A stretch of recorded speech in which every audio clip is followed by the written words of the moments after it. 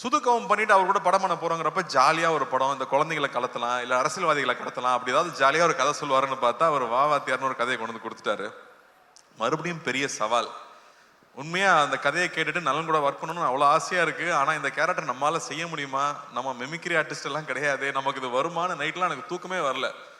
அப்போ வந்து நம்ம நிறைய அந்த கோட்ஸ் எல்லாம் பார்ப்போம் இல்லையா, நம்ம அந்த மோட்டிவேஷனல் வீடியோ எல்லாம் பார்த்துட்டு இருப்போம்ல நைட்ல தெம்பு வேணும்னா. அப்படி பார்க்கும்போது அதுல ஒரு விஷயம் பார்த்தேன். ஸோ அந்த வீடியோல வந்து ஒரு விஷயம், எந்த விஷயம் உங்களை ரொம்ப பயமுறுத்துதோ, நம்ம எதை பார்த்து ரொம்ப பயப்படுறோமோ அதை போய் நம்ம ஃபேஸ் பண்ணிடணும், அங்கதான் க்ரோத் இருக்குன்னு சொல்றாங்க, அங்கதான் நீ அடுத்த கட்டத்துக்கு போக முடியும்னு சொல்றாங்க. அப்போ இது ஒரு லைஃப் தான், நம்ம ரொம்ப திரும்ப திரும்ப வந்து பயந்துட்டே இருக்க முடியாது. நம்ம எவ்வளோ வாட்டி ஜெயிச்சாலும் நீ தோத்தது மட்டுமே பேசுற உலகம் தான் அது. அப்படி பயந்துட்டே இருந்தோம்னா புது விஷயம் எதுவும் பண்ண முடியாது. இறங்கி அடிச்சிடணும்னு முடிவு பண்ணி தான் நலன் கூட போய் ஜாயின் பண்ணது.